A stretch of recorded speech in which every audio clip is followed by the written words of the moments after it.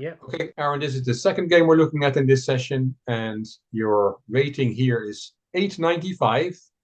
So Mm. 105 points from your goal of 1,000 rapid rating on chess.com. Your opponent is Edgar CK, and his rating is 872. Game was played on the 3rd of August 2023. Mm. You always open with the e-pawn, e5, and normal stuff so far. Pinning the knight is always good, and kicking the bishop is a good move. Of course, he can keep the pin with bishop h5, but he decides to take. Queen takes, developing, developing. Knight c6, you castled. And here, a bit of a strange move from black. He played queen e7. Why do I call that a strange move, Aaron? Well, it blocks the bishop. Yeah, exactly. Yeah, well, you see how far you've come, because 6 months ago, it would have taken you 30 seconds to find that answer. Yeah. But yeah, this bishop is now not happy. So bishop e7 is a much more natural move. I'm not saying that queen e7 is a bad move, is terrible, but why stand in front of your own bishop, you know? Mm. Okay. And you decided to ask the queen a question. Knight d5. Attacking the queen, and he decided to take it. And you took with the e-pawn, which is the best move. Taking with the bishop is also possible. Attacking the knight attacked your Can I queen. ask, why is it better to take with the pawn rather than the bishop? Um, yeah, it's. I guess the answer is it's not that much. I'm just looking here with the engine likes the pawn better. Um, but I would say bishop takes is also very playable, is also a little bit better for white. Maybe Yeah. it's a bit of a matter of taste. Because I don't see an immediate concrete reason why taking with a pawn is better. Mm. But the silicon monster thinks taking with a pawn is slightly more accurate. Fair enough. Yeah. But both are playable. Knight d4, attacking the queen, c3, and he castled queenside, and you played d3. And that's a terrible move. And he didn't see it, but why is d3 a terrible move, Aaron? Because there's a pin on e2 fork. Sorry. Yeah. Ouch. And that wins the queen for a knight. Yeah, I spotted that straight away as well. Like I said, I haven't prepared this. I haven't looked at it. This is the first time with an engine and yourself we're looking at it, and I spotted that straight away. Very good. Yeah. So d3, of course, gives the protection of the e2 square away from the bishop, and that's why it's a blunder. But he didn't see it. He played king b8. It's always when you castle queenside. Very often, also the grandmasters put their king one square further to be a little bit more safe. Queen b4, and that takes at least the fork out of the position, and you have some devilish ideas of that. Yeah. Because I know you. H5. Don't know what that has to do with anything. He's not gonna attack your king anytime soon. Bishop a6 with that checkmate threat. And yeah, if it's to play again, then it's checkmate. And that's why he plays b6. And you play c3, kicking the knight. But he has a fork. And it's not a disaster. Um, it, we can talk about his position for a bit. Of course, your queen and rook are forked. What we know that you played rook b1 and blundered the queen. What would you play here if you had the chance again? I'm going to be honest with you, Rick. Nothing's coming to me just yet. Like, I'm looking for a forcing move and maybe a potential check with the queen, just to, when you fork two pieces and you can do something with the other to protect the other. Yeah. But if you just remember why you brought the queen and bishop there, it was really to give checkmate on b7, right? Yeah. And So, if we don't give up on that idea yet of checkmate on b7, what maybe that gives you a hint of what move to play. c4. Yeah, queen c4 or queen a4. And then he takes the rook, and I move to c6. Exactly. And So I know. Yeah. is there anything black can do to avoid being checkmated on the next move, Aaron? Right. Or is it handshake time? Can he capture it? No. Can he protect it? No. Can he run away? Yeah. No. Well, he couldn't go that way. Yeah. So if he moves to c8. Is that a legal move? Oh yeah. So yeah, it's checkmate. Yeah, he can do whatever he wants, but the next move will be queen takes b7, queen b7 checkmate. You know, So, yeah, it never fails me. Look, looking at chess is hard. Looking at this, it's mathematics, it's calculation, it's numbers. Sometimes I look at these dark squares, and for a second I thought they were light squares. I'm sure I saw a bishop on a light square, and then when I looked in the game, it was actually in a dark square. You know, it's a lot for the brain to see all this. You know, yeah, so I do make mistakes, C8, but I don't mind. This is what I'm here for. But yeah, I believe it is checkmate. it is checkmate indeed. And that's this terrible weakness on the light squares. You know, he doesn't have a light squared bishop anymore, and none of his pieces do anything on the light squares. His knight is in the corner, snack the rook, but that doesn't really matter. Yeah, this is a very good example of weakness on the light square. So after knight c2 is a nice fork, you can play queen c4, as you said, or queen So a4. can we move it there? So can we move Queen C4? Yeah, queen And then he c4 takes the rook. takes the rook. And then I move to C6, please. And then what what would he play? Yeah, he can play any move, but Still you have checkmate. that he can't protect b7. He can't run away with the king. He can't take any of the pieces that are going to checkmate him. There's no checks. There's no matter what move he plays, your next move is queen d7. Fine, that's fine. Yeah. Thank you. Yeah. Okay. Total weakness, total domination on the light squares. That's a problem. This bishop is a monster. It doesn't have a counterpart. You know, all his pawns are on dark squares. He's a bishop of the dark squares. There's nothing to counteract that bishop on a6. Sometimes bishops are super strong. Okay. So queen a4, queen c4 would have been very nice here. I think queen a4 is slightly more accurate because it's Yeah. also attacking the knights. Because if he plays c5, had to get control over b7, then you can just take the knights. Right. But how would I move? Let's say he takes the rook now. Then Yeah. how would I move to a checkmate? Can we do it as if a4, please? So can we go back a bit? Sorry. So let's go back to him making the fork threat.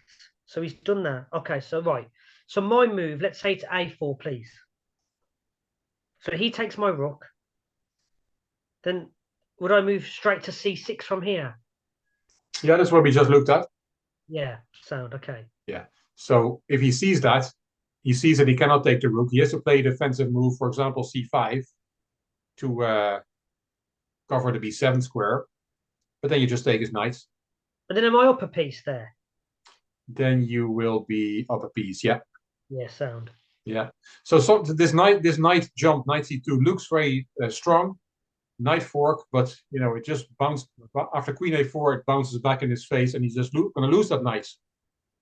You know what's good about your variations that you show me, Rick, and your experience is that everything means something, and also you're getting the best bang for your buck. Like me, I just blundered the queen now, but you're like, no, if you're going to take my rook, then I'm going to make a bigger threat. It's really cool. I like how you get the most out of it. Yeah, that doesn't always happen. Sometimes if you blunder a fork, then it's just a fork, and you're going to lose a rook. But here, yeah, those light squares are so weak, and you already have that bishop on a6. Yeah. Yeah. And especially because in this position, when you played bishop a6, your idea was to checkmate on b7. So after b6, that idea is still there. Anyway, I think we milked this position well No, it was enough. good. No, it was good. Yeah. You played rook b1, and what was it again? The whatever the judge says, I'll accept, or something. How did you say that? Yeah, whatever sentence they give me, I'll accept it. Yeah, that was in a previous video. Okay, that's a good one. Yeah, so we went well on that. It's unfortunately the queen, c takes b4, and all the checkmating ideas are gone as well now, of course, because there's no more piece that can deliver checkmate on b7. Some people make murder look like an accident. I make an accident look like murder. I do. Do you know what I mean? Like, am I asking for this trouble? Yeah, that's a good one again. I like your sayings. G6, A4, yeah. And again, you're not hanging your head, you just keep soldering on. Queen D7. It's not so much to say you're just a lot of material down with not much, with no compensation really. Bishop G5, let's attack a rook. Okay, he develops. We're not going to swap pieces. He takes a pawn, attacks your bishop. So you protect your bishop that way. Queen b3, bishop c4, attacking the queen again. You can snack on the pawn. The queen is a little bit in danger there. You have to be careful that you don't lose your queen. But there's no way to trap it, unfortunately. You played bishop e3. Queen e2. Yeah. He plays a little bit with fire, getting his queen so deep in your position and not playing with his other pieces. What he needs to do is really get those rooks activated by pushing some pawns and getting some open files for his rooks. He's not watched our previous video called Checkmating the Queen. If he'd watched that, he would know. Exactly. Rook a4. Yeah. Okay, you want to double your rooks on the a5, of course. Yeah. Yeah. I think so. Have Yeah, I? Did I play? That's what you did. King b7. He sees the plan. But after rook f a1, he can play rook a8 just to make sure he doesn't get there's no rook takes a7 coming harassing the king. It's of course a horrific passive square for that rook on a8, but he can claim that your rooks are now also not doing much on both on the a file. So it's okay, still okay for black. You gave a check. King b8, and now that rook on a8 is completely buried. So you have some compensation here. You definitely more than a previous game. You have more material for the queen, but also you really setting him some problems. His pieces look quite ugly now. So he has some work to do. You play d4, queen c2, take, and d6. Yeah, it's not enough. He can just take it. And b5. And you start to run out of ideas and out of pieces as well. But he still has work to do. He needs to, all his pieces are passive, apart from the queen. He plays with the queen f5, bishop d2, bishop c5. Okay, he brings in a threat. You see it, bishop e1, defending f2, and let him win it, I would never have played that before. I would have just gone, oh, let's move the rook to a5, Well, not to a5, hopefully, but I know what you mean. Yeah, no, you saw the threat on f2, and you just tell him, okay, I know you're winning because you have a lot of extra material, but show me how you win this. And that's good. He has work to do. He plays e4. I will say though, I wasn't saying that in the game. I was saying stuff like more like, "Mom, I don't care if my dinner's ready. I'm in this battle here." I think I was shouting more. Yeah, no time to eat. Yeah. Yeah, exactly. We've work to do here. Bishop c3 was your move, and that's it. Yeah, you just protected f2, and now you're leaving f2 again. Oh yeah. So he says, "Thank you very much." So everything I just said about how far I've come, we can forget about that. Well, I understand the idea. You're attacking the rook. Yeah, well, yeah, okay. It was not a great move because now his queen is very dangerous. King h2 and rook d8. Yeah, bringing another piece to the party. This is a very sad-looking piece, but he has enough attackers. You took a pawn, and here, yeah, everything wins. I just saw this move. Bishop d6 is a nice move. And after king h1, you play queen g3 with a checkmate threat.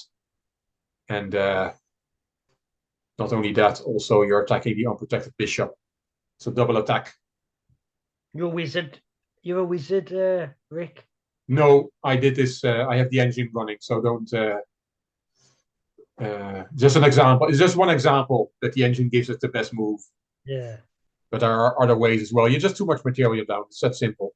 And this is also his rook is bad, but your bishop on a6 is also a very sorry-looking piece. You know, it was the hero in one of the variations, but now it's, you know, it can't go back, can't go forward. It's just a dead piece of wood there on a6. But why did we show this game? Because instead of bishop d6 or another very good move, black played rook d3, bringing another piece into the attack. And over to you. And then what I played is rook e8. Checkmate. Well, checkmate on the next move, of course. And then and then he plays d8. Yeah. And then you say, Rick, checkmate! Yeah. But then, you know what? Can I just say as well? This was two games that I believe were either back to back or within 3 games. There were 2 of them, weren't they? Yeah, they were. You know, come on. So anybody that says, "Oh, that's a fluke," well, I done it twice. Well, you know, if you don't resign and you keep putting up resistance and you pose your opponent some problems, which you did, you know, you really got that rook in the corner on a8, and suddenly the bishop is a hero again. You know, it was a... No, my question to everyone out there in the chess world, and I know I'm just a novice, so please don't pitchfork me after this. But who needs the queen, man? Who needs the queen? I don't. Yeah, it's a long-standing joke as well that a queen, if the board is empty, right, just 2 kings, and if white has a queen and black has 2 knights, and there are certain constructions that you cannot win that position with the queen because the knights protect all the squares around the king. So that's just they work that out. And also, if you have only 2 knights versus a lone king, then also it's a draw. So people say, why do you need a queen? Because if you have 2 knights against a king, it's a draw. If you put a queen for your opponent, it is still a draw. So who needs the queen? Yeah. There you go, baby. The same checkmate pattern. So out of 3 games, I think 1 was the one we just watched earlier, 2 was another whatever, and 3 was this one. So I'd done it quite back to back, and I was fresh, and I thought, right, boom. Yeah, and it's the same checkmate as well, rook and bishop, as in the previous game, in the previous video. Yeah. Because on those mixed tactics and those checkmates in 1s and 2s, you said, look how beautiful that they work together. Rook, bishop, knight, rook. And he's evident here, without the queen, may I add, that I've took what we've done and I've applied it, Rick. You know, look, yeah. Look, I'm a novice. Do you know what I mean? I'm not getting out ahead of myself. But it must be lovely. You're not a novice anymore. You know, you're not a grandmaster, but you're not a novice anymore. You're a proper chess player. And then you know what's nice as well, Rick, is you as a coach must look at this and think we only went over tactics, and the kid used that in his game, and he got the knockout twice. Yeah, that's very satisfying when my students do stuff that we go over in our sessions. Yeah. So, yes. Yeah, and this brought you back over 900 because you had 895 before this game, so you probably were 903 after this one. Yeah, and then I just felt it, and I thought, right, today's my lucky day. Yeah, well, and is it Clint Eastwood who asked, "Do you feel lucky, punk?" I don't know. It's a famous line from a film saying, "I've only got a few bullets. Do you feel lucky?" Well, my answer would have been, "Yeah, hell yeah." Yeah. Right. Yeah, well, if you're following Aran's quest to 1,000 rating, you might not want to miss the next video Yeah. Yeah. Anything else on this one, Aaron? Well, thank you, Rick. Okay.